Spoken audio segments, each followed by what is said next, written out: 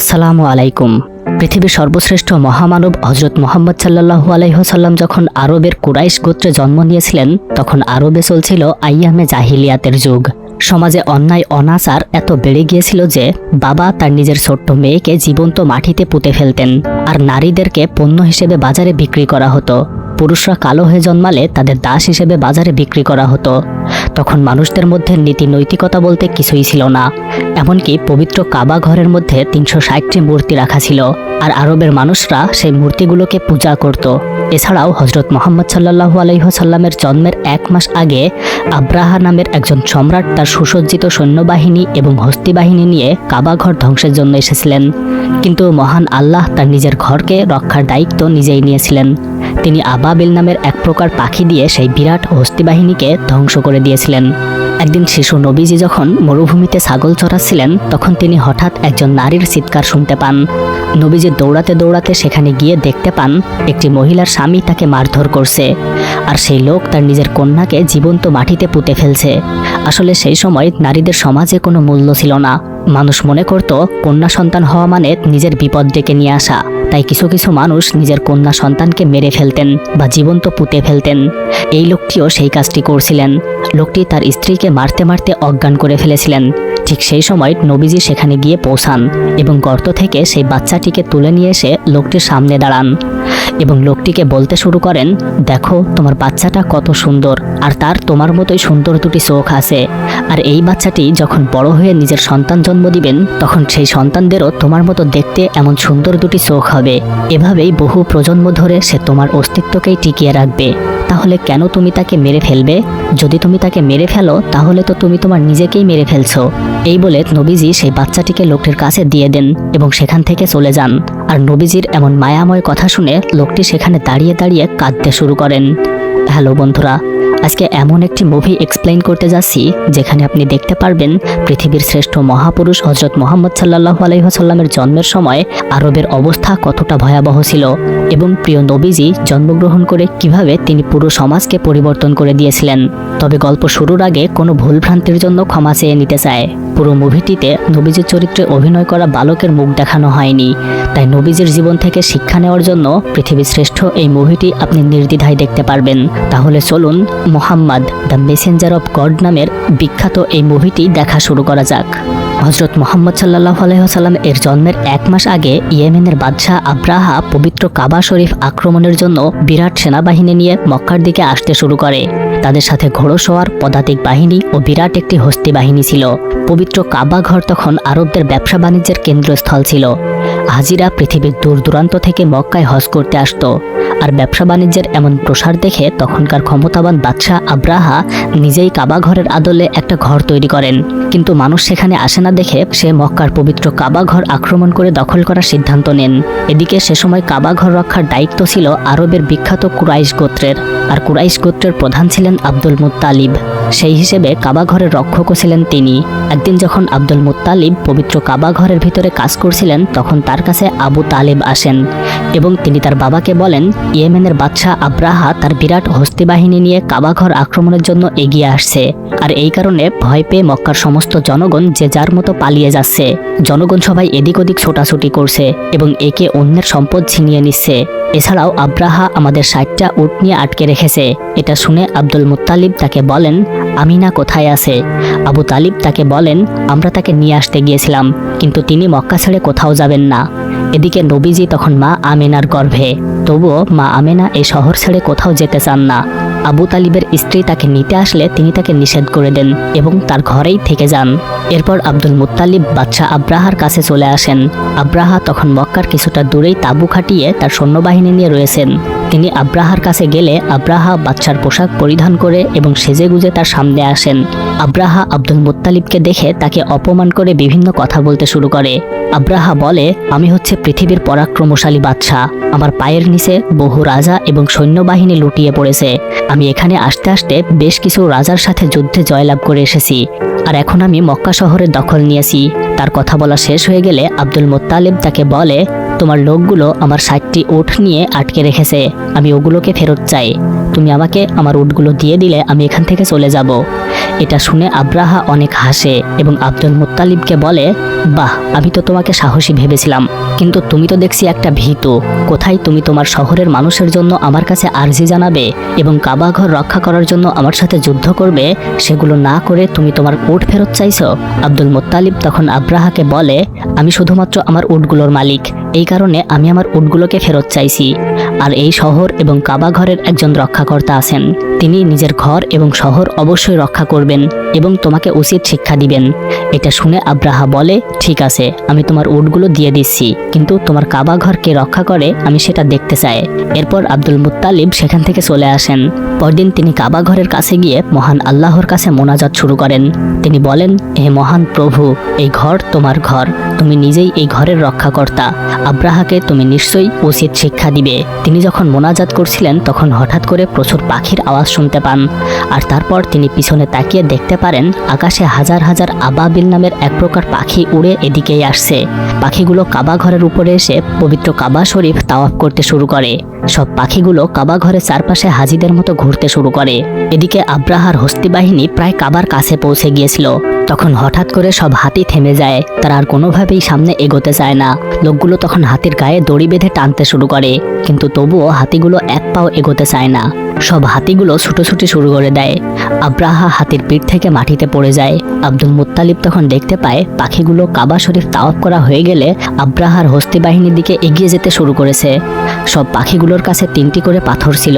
তাদের ঠোঁটে এবং পায়ে থাকা পাথরগুলো তারা আব্রাহার হস্তি বাহিনীর ওপর নিক্ষেপ করতে শুরু করে। সেই পাথরগুলো আগুনের ফুলকির মতো সৈন্যবাহিনীর শরীর ভেদ করে ঢুকে যেতে শুরু করে। কিছুক্ষণের মধ্যেই আব্রাহার বিরাট সেই সৈন্যবাহিনী মাটির সাথে মিশে যায়। তাদের আর একজন সৈনিকও সেখানে বেঁচে থাকে না। আর এভাবেই পবিত্র কাবা শরীফ শত্রুর আক্রমণ থেকে রক্ষা পায়। এই ঘটনার প্রায় 1 মাস পর মক্কার লোকজন হঠাৎ করে এক রাত্রে আকাশে বিরাট একটা উজ্জ্বল আলো দেখতে পায়। সেই আলো আকাশে চারপাশে ঘুরতে শুরু করে এবং পুরো পৃথিবীকে আলোকিত করে দেয়। পৃথিবীর বিভিন্ন প্রান্ত থেকে নারী পুরুষ সবাই সেই আলো দেখতে পাচ্ছিল। ঠিক সেই মুহূর্তে আব্দুল মুত্তালিব কাবা ঘরের ছাদের উপরে ছিলেন। তখন তিনি আকাশে বিরাট সেই আলো দেখতে পায় আর সাথে সাথে কাবা ঘরের ছাদ থেকে নিচে নেমে আসেন।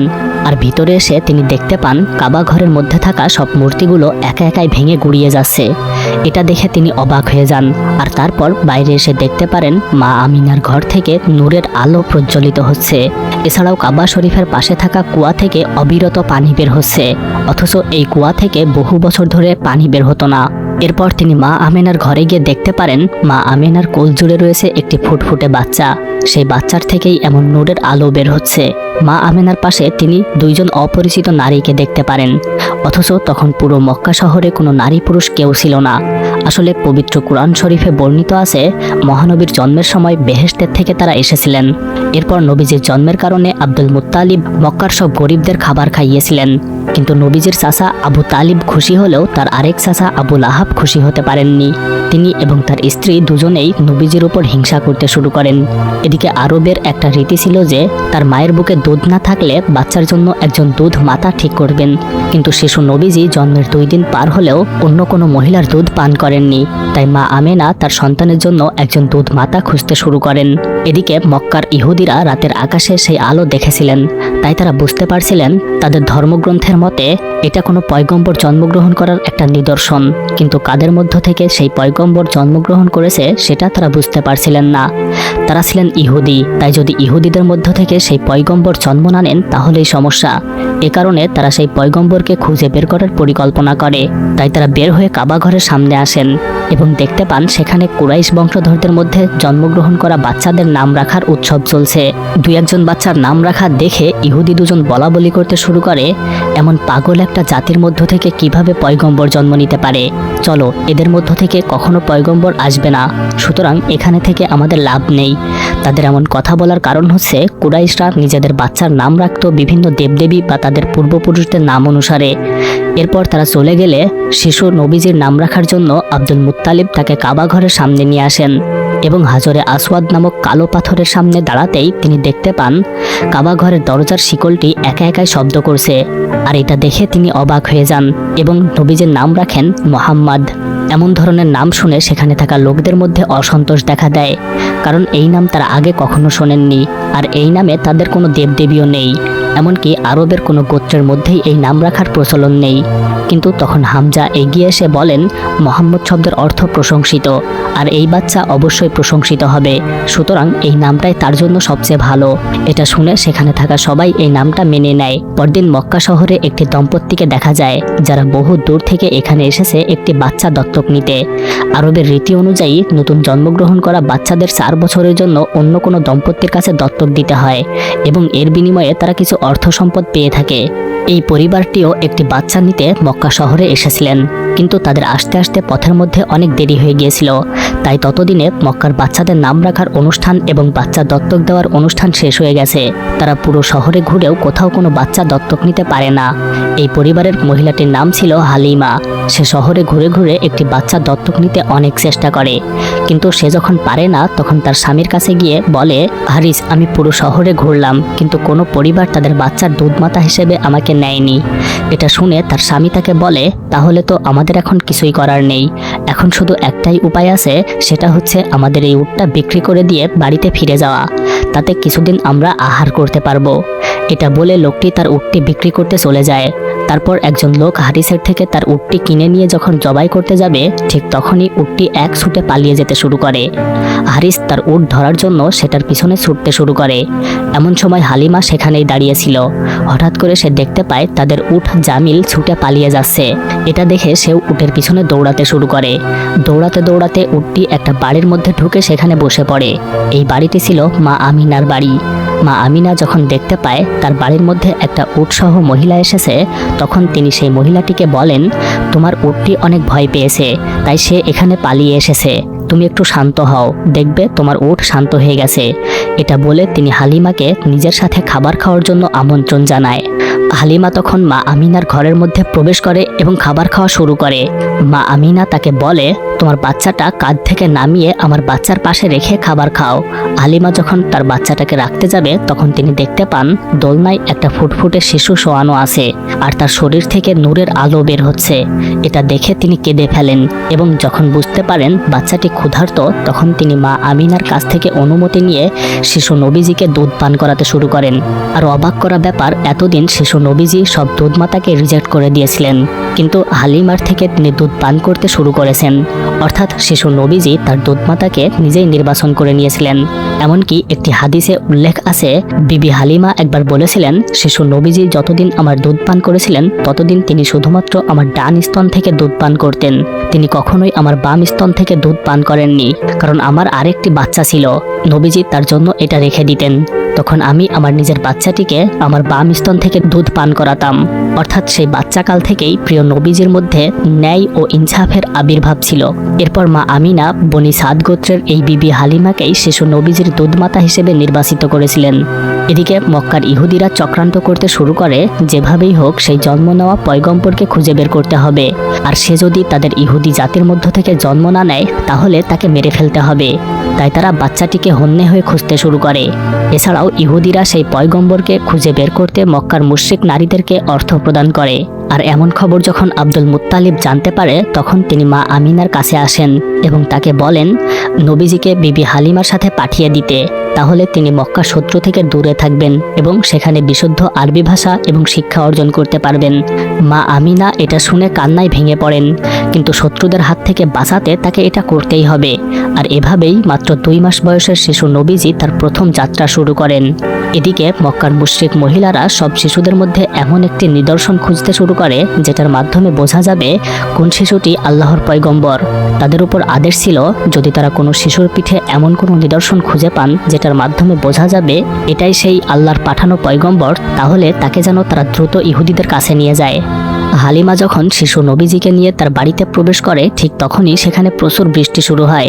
এটা দেখে তারা সবাই অবাক হয়ে যায়, কারণ বহুদিন ধরে তাদের গ্রামে কোনো বৃষ্টি হয় না। আর সেই বছর থেকেই ওই গ্রামে প্রচুর শস্য ফলতে শুরু করে, আর এভাবেই শিশু নবীজি বড় হতে শুরু করে। 4 বছর পর হালিমা যখন নবীজিকে নিয়ে মক্কায় ফিরে আসেন, তখন মক্কায় একটা মহামারী ছড়িয়ে পড়েছিল। মানুষজন সবাই তাদের ব্যবহার করা জিনিসপত্র পুড়িয়ে ফেলছিল। এরপর নবীজি যখন কাবা ঘরের কাছাকাছি পৌঁছেছিল, তখন পবিত্র কাবা ঘর থেকে নূরের আলো জ্বলতে শুরু করে। আজ 4 বছর পরে মা আমিনা তার সন্তানকে দেখতে পান, কিন্তু আব্দুল মুত্তালিব মা আমিনাকে বলেন, মক্কার মহামারীর প্রকোপ খুব বেশি, তাই নবীজিকে আবারও হালিমার কাছে পাঠিয়ে দিতে হবে। এটা শুনে মা আমিনা অনেক কষ্ট পায়। সে কোনোভাবেই নবীজিকে পাঠাতে চায় না, কিন্তু আব্দুল মুত্তালিব তাকে বলেন, ভালোবাসতে হলে কষ্ট সহ্য করার ক্ষমতা থাকতে হয়, আমরা তাকে তার ভালোর জন্যই পাঠাবো। এছাড়াও ইহুদিরা এখনও তাকে খুঁজে বেড়াচ্ছে। এভাবেই আরও 2 বছর পার হয়ে যায়, আর এখন নবীজির বয়স 6 বছর। একদিন নবীজি একটা ঝর্ণার ধারে খেলছিলেন, তখন তিনি হঠাৎ শুনতে পান হালিমা অসুস্থ। তখন নবীজি দৌড়াতে দৌড়াতে বাড়িতে ফিরে আসেন। ঘরে প্রবেশ করে তিনি দেখতে পান মহিলারা তাকে ঘিরে ধরে বিভিন্ন পূজা অর্চনা করছে এবং 2জন তান্ত্রিক এসে বিভিন্ন তন্ত্রমন্ত্র পড়তে শুরু করেছেন। তখন নবীজি এসে তাদের সবকিছু বন্ধ করে দেন এবং হালিমার হাতে হাত রাখতেই তিনি সুস্থ হয়ে ওঠেন। এটা দেখে সেখানকার সব তান্ত্রিকরা অবাক হয়ে যায়। পরদিন নবীজি তার অন্য দুধ ভাইদের সাথে যখন ফসল তোলার কাজ করছিলেন, তখন সেখানে কয়েকজন মহিলা আসে এবং নবীজিকে নিয়ে যাওয়ার চেষ্টা করে, কারণ তাদের মধ্যে একজনের স্বামী অসুস্থ ছিল। কিন্তু সেখানে হালিমা এসে সেই মহিলাদের ভয় দেখিয়ে তাড়িয়ে দেন। রাতের বেলা নবীজি যখন ঘুমাচ্ছিলেন, তখন হালিমা এবং হারিস পাশেই বসে পাহারা দিচ্ছিলেন। তখন হঠাৎ করে কয়েকজন লোক আসে নবীজিকে নিয়ে যাওয়ার জন্য। হারিস তখন তাদের সাথে লড়াই করা শুরু করে দেন। হারিসের ভাই ও তার সাথে যোগ দেয়, আর কিছুক্ষণ পরে শত্রুরা সেখান থেকে পালিয়ে যায়। পরদিন সকাল হলেই হারিস নবীজিকে নিয়ে মক্কার উদ্দেশ্যে বেরিয়ে পড়ে। নবীজির এই বিদায়ে হালিমা অনেক কষ্ট পায়, তিনি অঝরে কাঁদতে শুরু করেন। যাই হোক, নবীজি মক্কায় ফিরে আসলে আব্দুল মুত্তালিব তার ছেলে আবু তালিবকে বলেন, আমি তাকে নিয়ে লুকিয়ে থাকবো, তুমি খেয়াল রাখবে কেউ যেন জানতে না পারে যে নবীজি মক্কায় ফিরে এসেছে। এরপর নবীজির দাদা এবং তিনি হেরা পর্বতের একটা গুহায় থাকতে শুরু করেন। এরপর সেখানে বেশ কিছুদিন লুকিয়ে থাকার পর নবীজি তার মায়ের সাথে পিতার কবর জিয়ারত করার উদ্দেশ্যে রওনা দেন। নবীজির জন্মের 2 মাস আগে পিতা আব্দুল্লাহ মারা যান। সেখানে এসে নবীজি বেশ কিছুদিন মায়ের সাথে থাকার সুযোগ পান। মা আমিনা নবীজিকে বাবার কথা শোনায় এবং তিনি কিভাবে মারা গিয়েছিলেন সেটাও বলে। নবীজি এতটাই মহানুভব ছিলেন যে মা আমিনা একদিন দেখতে পান তিনি ঝর্ণা থেকে পানি নিয়ে এসে পিপাসার্ত মানুষদের পানি খাওয়াচ্ছেন। এরপর তারা ফিরে আসলে একদিন হজ উপলক্ষে আব্দুল মুত্তালিব কাবা শরীফ পরিষ্কার পরিচ্ছন্নের কাজ করছিলেন। তখন নবীজিও তার সাথে কাজ করতে শুরু করেন। বহু প্রাচীনকাল থেকেই কাবা শরীফে মানুষ হজ করতে আসতেন, আর কাবা শরীফকে কেন্দ্র করে ব্যবসা বাণিজ্যের প্রচলন ছিল। হাজিদের সাথে আব্দুল মুত্তালিব ও কাবাঘর তাওয়াফ করছিলেন, কিন্তু হঠাৎ করে তিনি ভীষণ অসুস্থ হয়ে পড়েন। এরপর তার পুত্র আবু তালিব তাকে বাড়িতে নিয়ে আসেন এবং সেবা যত্ন করেন, কিন্তু তিনি আর বেশিক্ষণ বাঁচেন না। আব্দুল মুত্তালিব ছিলেন নবীজির অভিভাবক, তাকে হারিয়ে নবীজি অনেক কষ্ট পান। কিন্তু আব্দুল মুত্তালিব মারা যাওয়ার আগে তার পুত্র আবু তালিবকে ডেকে নবীজির হাতে তার হাত দিয়ে বলেন, তার দায়িত্ব আমি তোমার উপর দিয়ে গেলাম, এখন থেকে তুমি তার অভিভাবক, কাফেরদের হাত থেকে তুমি তাকে রক্ষা করো। এরপর থেকে নবীজি চাচা আবু তালিবের অভিভাবকত্বে বড় হতে শুরু করেন। তিনি চাচা আবু তালিবের ছাগলগুলো মরুভূমিতে চড়াতে নিয়ে যেতেন। একদিন নবীজি যখন ছাগল চড়িয়ে ফিরছিলেন, তখন তিনি দেখতে পান শহরে দাসদের কেনাবেচা চলছে। তাদেরকে কঠিন নির্যাতনের মাধ্যমে তাদের গায়ে গরম লোহার দণ্ড দিয়ে মার্কা লাগানো হচ্ছে। নারীদেরকে উচ্চ মূল্যে কেনাবেচা চলছে। এগুলো দেখে নবীজি অনেক কষ্ট পান। নবীজির এক চাচা আবুল আহাব দাসদের কেনাবেচা করতেন।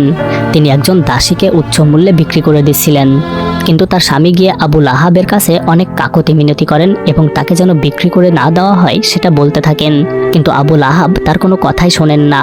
এমন সময় সেখানে নবীজি গিয়ে উপস্থিত হন এবং চাচা আবুল আহাবকে বলেন ওই মহিলাকে যেন বিক্রি করা না হয়। কিন্তু আবুল আহাব যখন বলেন আমি তাকে অনেক মূল্য দিয়ে কিনেছি, তখন নবীজি তার সব মূল্য নিজেই পরিশোধ করে দিতে চান। এটা শুনে আবুল আহাব সেই মহিলাকে মুক্তি দিয়ে দেন। এরপর আরেকদিন নবীজি যখন মরুভূমিতে ছাগল চড়াচ্ছিলেন, তখন তিনি হঠাৎ একজন নারীর চিৎকার শুনতে পান। নবীজি দৌড়াতে দৌড়াতে সেখানে গিয়ে দেখতে পান একটি মহিলার স্বামী তাকে অনেক মারধর করছে, আর সেই লোক তার নিজের কন্যা সন্তানকে জীবিত মাটিতে পুঁতে ফেলছে। আসলে সেই সময় নারীদের সমাজে কোনো মূল্য ছিল না। মানুষ মনে করত কন্যা সন্তান হওয়া মানে নিজের বিপদ ডেকে নিয়ে আসা। তাই কিছু কিছু মানুষ নিজের কন্যা সন্তানকে মেরে ফেলতেন বা জীবন্ত পুঁতে ফেলতেন। এই লোকটিও সেই কাজটি করছিলেন। লোকটি তার স্ত্রীকে মারতে মারতে অজ্ঞান করে ফেলেছিলেন। ঠিক সেই সময় নবীজি সেখানে গিয়ে পৌঁছান এবং গর্ত থেকে সেই বাচ্চাটিকে তুলে নিয়ে এসে লোকটির সামনে দাঁড়ান এবং লোকটিকে বলতে শুরু করেন, দেখো বাচ্চাটি কত সুন্দর, তার তোমার মতোই দুটি সুন্দর চোখ আছে, আর এই বাচ্চাটি যখন বড় হয়ে নিজের সন্তান জন্ম দিবেন, তখন সেই সন্তানদেরও তোমার মতন দেখতে এমন সুন্দর দুটি চোখ হবে। এভাবেই বহু প্রজন্ম ধরে সে তোমার অস্তিত্বকে টিকিয়ে রাখবে। তাহলে কেন তুমি তাকে মেরে ফেলবে? যদি তুমি তাকে মেরে ফেলো তাহলে তো তুমি নিজেকেই মেরে ফেলছো। কন্যা সন্তান জন্মগ্রহণ করা একটা বিরাট আশীর্বাদ। তাই তাকে নিজের অস্তিত্ব হিসেবে বড় করো। এই বলে নবীজি বাচ্চাটিকে লোকটির কাছে দিয়ে সেখান থেকে চলে যান। আর নবীজির এমন মায়াময় কথা শুনে লোকটি সেখানে দাঁড়িয়ে কাঁদতে শুরু করেন। একদিন নবীজির চাচা আবু তালিব ব্যবসার কাজের জন্য একটা বিরাট কাফেলা নিয়ে সিরিয়ার উদ্দেশ্যে রওনা হন, আর তিনি মুহাম্মদ সাল্লাল্লাহু আলাইহি ওয়াসাল্লামকেও সাথে করে নিয়ে যান। কাফেলা সিরিয়ার বুসরা নামক এক স্থানে যাত্রা বিরতি করে। সেখানকার একটি গির্জায় একটা পাদ্রী অবস্থান করত। তার নাম ছিল বাহিরা। খ্রিস্টীয় ধর্মের তিনি বড় পণ্ডিত ছিলেন। পাদ্রীত্ব গ্রহণ অবধি তিনি ওই গির্জায় সবসময় থাকতেন। খ্রিস্টানদের ধারণা মতে সেই সময়ে খ্রিস্টীয় ধর্মগ্রন্থে তিনি ছিলেন শীর্ষস্থানীয় পণ্ডিত। উত্তরাধিকার সূত্রে তারা এই জ্ঞান নাকি পেয়ে থাকে। মক্কার এই বণিক কাফেলা এর আগেও বহুবার এই পথ দিয়ে চলাচল করেছে, কিন্তু পাদ্রী বাহিরা এতকাল পর্যন্ত কখনো তাদের সঙ্গে কথাও বলেননি এবং তাদের প্রতি ফিরেও তাকাননি। কিন্তু একদিন সেই পাদ্রী লক্ষ্য করেন আকাশে একটা খণ্ড মেঘ চলাচল করছে, আর তিনি দেখতে পান সেই মেঘের নিচেই একটা বড় কাফেলা এদিকে এগিয়ে আসছে। মানুষের ধারণা পাদ্রী কাফেলার মাঝে রাসূল সাল্লাল্লাহু আলাইহি ওয়াসাল্লামকে দেখে ফেলেছিলেন, আর সেই একখণ্ড মেঘ শুধুমাত্র রাসূল সাল্লাল্লাহু আলাইহি ওয়াসাল্লামকেই ছায়া দিচ্ছিল। এসব দেখে পাদ্রী তার গির্জা হতে বেরিয়ে আসেন। এদিকে তার আদেশে খাবার প্রস্তুত করা হয়। এবার তিনি কাফেলার নিকট লোক প্রেরণ করেন। কাফেলার প্রতিনিধি দল পাদ্রীর নিকট উপস্থিত হলে পাদ্রী বলেন, ওহে কুরাইশ সম্প্রদায়, আমি তোমাদের জন্য খাবারের আয়োজন করেছি। আমার একান্ত কামনা তোমরা প্রত্যেকে আমার এই আয়োজনে উপস্থিত হবে, বড় ছোট, গোলাম আজাদ সকলে। আহার পর্ব শেষে যখন সকলে এদিক ওদিক ছড়িয়ে পড়ে তখন বাহিরা রাসূল সাল্লাল্লাহু আলাইহি ওয়াসাল্লামকে কাছে ডেকে নিয়ে বলেন, হে বালক, আমি তোমাকে লাত ওজার শপথ নিয়ে জানতে চাচ্ছি। আমি তোমাকে যা জিজ্ঞেস করব তার যথার্থ জবাব দিবে। বাহিরা লাত ওজার নামে এই জন্যই কসম খেয়েছিলেন যে তিনি মুহাম্মদ সাল্লাল্লাহু আলাইহি ওয়াসাল্লামের সম্প্রদায়কে এই দুই নামের শপথ করতে অভ্যস্ত বলে শুনেছিলেন। যাই হোক, জবাবে রাসূল সাল্লাল্লাহু আলাইহি ওয়াসাল্লাম বললেন, আপনি আমাকে লাত ওজার নামে কিছু জিজ্ঞেস করবেন না। আল্লাহর শপথ, আমি এই দুটোর মতো অন্য কিছুকেই এত বেশি ঘৃণা করি না। বাহিরা বললেন, আল্লাহর শপথ, আমি তোমাকে যা যা জিজ্ঞেস করব তার যথাযথ জবাব তুমি কি দিবে? রাসূলুল্লাহ সাল্লাল্লাহু আলাইহি ওয়াসাল্লাম বললেন, আপনার যা ইচ্ছা হয় আপনি জিজ্ঞেস করুন। বাহিরা নবীজিকে তার ঘুম, আকার আকৃতি ইত্যাদি সব বিষয়ে জিজ্ঞেস করতে শুরু করলেন। রাসূলুল্লাহ সাল্লাল্লাহু আলাইহি ওয়াসাল্লাম এক এক করে সব প্রশ্নের জবাব দিলেন। তার প্রদত্ত সব বিবরণ বাহিরার পূর্বে থেকে জানা সব নবীর গুণাবলীর সঙ্গে হুবহু মিলে যাচ্ছিল। অর্থাৎ তাদের ধর্মগ্রন্থে মহানবী সাল্লাল্লাহু আলাইহি ওয়াসাল্লামের আগমনের বিভিন্ন নিদর্শন আগে থেকেই দেওয়া ছিল। পাদ্রী বাহিরা তখন নবীজির চাচা আবু তালিবের দিকে ফিরে বললেন, এই বালক আপনার কি হয়? আবু তালিব বললেন, আমার পুত্র। বাহিরা বললেন, না, সে আপনার পুত্র নয়। এই বালকের পিতা জীবিত থাকতে পারে না। আবু তালিব বললেন, ও আমার ভাতিজা। পাদ্রী এবারে বললেন, ওর পিতার কি হয়েছে? আবু তালিব বললেন, ও যখন তার মায়ের গর্ভে তখন ওর পিতা মারা যান। পাদ্রী এবারে বললেন, ঠিক বলেছেন, ভাতিজাকে নিয়ে আপনি দেশে ফিরে যান, আর ওর ব্যাপারে ইহুদিদের থেকে সতর্ক থাকবেন। আল্লাহর শপথ, ইহুদিরা যদি ওকে দেখতে পায় আর আমি ওর ব্যাপারে যা কিছু বুঝতে পেরেছি, যদি তারা তা বুঝতে পারে তাহলে ওরা ওর অনিষ্ট করবে। আপনার এই ভাতিজিটি ভবিষ্যতে বিশিষ্ট মর্যাদার অধিকারী হবেন। এরপর আবু তালিব তার কাফেলা নিয়ে আবারও রওনা করেন। তারা যেতে যেতে পথের মধ্যে হঠাৎ একটা ঘোড়া দেখতে পান, কিন্তু কোনো মানুষ বাদে ঘোড়া দেখে তারা অবাক হন। কিছু দূর এগোতেই তারা একটা মানুষকে মরুভূমির মধ্যে পড়ে থাকতে দেখেন। লোকটির কাছে গিয়ে তারা তাকে চিনতে পারেন। এটা ছিল স্যামুয়েল নামের একজন ইহুদি। এই লোকটিকে ইহুদিরা পাঠিয়েছিল নবীজিকে মেরে ফেলতে, কিন্তু তারা এখানে এসে নিজেদের মধ্যে মারামারি শুরু করেছিলেন। লোকটিকে জীবিত দেখে নবীজি নিজের পানির ব্যাগ থেকে লোকটিকে পানি খাওয়ান। এরপর উটের পিঠে তাকে বেঁধে নিয়ে চলতে শুরু করেন। পথ চলতে চলতে তাদের কাফেলা আরব সাগরের নিকট পৌঁছে যান। এখানে তারা একটি জেলে সম্প্রদায়ের গ্রাম দেখে বিশ্রাম নেওয়ার জন্য সেই গ্রামে থামেন। উট থেকে নেমে নবীজি সেখানকার বাচ্চাদের খেজুর খাওয়ান। এখানকার লোকজন ছিল মূর্তি পূজারী। আবু তালিব একটা জায়গায় গিয়ে দেখতে পারেন সেখানে বহু লোক মিলে পূজা করছে। তারা আসলে বহুদিন ধরে কোনো মাছ ধরতে পারেনি। তাদের জালে কোনো রকম মাছ ধরা পড়েনি, আর এই কারণে তারা তাদের মূর্তিগুলোর কাছে প্রার্থনা করতে শুরু করে। এদিকে নবীজিকে একটা বাচ্চা বড় একটা মূর্তির কাছে নিয়ে আসে। সেখানে তিনি দেখতে পারেন একজন মা এবং তার দুই বাচ্চাকে বেঁধে রাখা হয়েছে। তাদের আসলে এই মূর্তির সামনে বলি দেওয়া হবে, যাতে করে মূর্তি খুশি হয়ে সাগরে মাছ দিয়ে দেন। আর এই কারণেই লোকগুলো সেখানে পুজো করছে এবং এই মা এবং তার বাচ্চাগুলোকে বলিদানের ব্যবস্থা করেছে। নবীজি তাদেরকে দেখে তাদের বাঁধন খুলে দিতে শুরু করেন। সেই মুহূর্তে এই মানুষগুলোর কাছে এসে একজন লোক বলে তাদের বলি দেওয়া 3 জনকে একটা বাচ্চা খুলে দিয়েছে। এটা শুনে সব লোক তখন নবীজিকে ধরতে ছুটে যান। তাদের ছুটে যাওয়া দেখে আবু তালিব এবং তার সাথে থাকা কয়েকজন গ্রামের মানুষগুলোকে থামায়। এমন সময় সব মানুষ দেখতে পারেন সমুদ্রে বিরাট বড় বড় ঢেউ উঠেছে। আর অবাক করা ব্যাপার, সেই ঢেউয়ের সাথে প্রচুর পরিমাণ মাছ পাড়ে এসে পড়ছে। এটা দেখে সেই জেলেরা সবাই নিজেদের পাত্র নিয়ে সেই মাছগুলোকে তুলতে শুরু করে। এটা দেখে আবু তালিব অবাক হয়ে যান এবং সেখানে থাকা সবাই অনেক খুশি হয়ে যান। আসলে সেই সময় নবীজি সমুদ্রের ধারে দাঁড়িয়ে আল্লাহর কাছে প্রার্থনা করতে শুরু করেছিলেন। আর নবীজির প্রার্থনায় সাড়া দিয়ে আল্লাহ এই সম্প্রদায়কে মাছ দিয়ে দিয়েছিলেন। নবীজি তার সারা জীবনে পুরো বিশ্বজাহানের মানুষদের জন্য আশীর্বাদ হয়ে এসেছিলেন এবং সারা পৃথিবীর মানুষদের তিনি আলো দেখিয়েছিলেন। তার জীবনের বহু ঘটনা আমাদেরকে ঈমানের পথে চলতে সাহায্য করে। যে মহামানবের সৃষ্টি না হলে এই ধরাপৃষ্ঠের কোনো কিছুই সৃষ্টি হতো না, যার পদচারণে লাখো পৃথিবী ধন্য হয়েছে। আল্লাহর প্রতি অগাধ বিশ্বাস ও ভালোবাসা, অন্তরের পবিত্রতা, আত্মার মহত্ব, ধৈর্য, ক্ষমা, সততা, নম্রতা, বদান্যতা, মিতাচার, আমানতদারি, সুরুচিপূর্ণ মনোভাব, ন্যায়পরায়ণতা, উদারতা ও কঠোর কর্তব্যনিষ্ঠা ছিল যার চরিত্রের ভূষণ। যিনি ছিলেন একাধারে ইয়াতিম হিসেবে সবার স্নেহের পাত্র, স্বামী হিসেবে প্রেমময়, পিতা হিসেবে স্নেহের আধার, সঙ্গী হিসেবে বিশ্বস্ত। যিনি ছিলেন সফল ব্যবসায়ী, দূরদর্শী সংস্কারক, ন্যায় বিচারক, মহৎ রাজনীতিবিদ এবং সফল রাষ্ট্রনায়ক। তিনি হলেন সর্বকালের, সর্বযুগের এবং সর্বশ্রেষ্ঠ মহামানব বিশ্বনবী হযরত মুহাম্মদ সাল্লাল্লাহু আলাইহি ওয়াসাল্লাম। তিনি এমন এক সময় পৃথিবীর বুকে আবির্ভূত হয়েছিলেন যখন আরবের রাজনৈতিক, অর্থনৈতিক, সামাজিক, সাংস্কৃতিক, নৈতিক ও ধর্মীয় অবস্থা অধঃপতনের চরম সীমায় নেমে গিয়েছিল। তার পুরো জীবনের কাহিনী এত স্বল্প সময়ের মধ্যে শেষ করা সম্ভব না। তাই আপনাদের যদি ভিডিওটি ভালো লাগে তাহলে কমেন্ট করে জানাতে পারেন। আমি মহানবী সাল্লাল্লাহু আলাইহি ওয়াসাল্লামের পুরো জীবনের ঘটনাই আপনাদের সামনে নিয়ে আসব। তো আজকে এ পর্যন্তই, দেখা হবে আরও একদিন।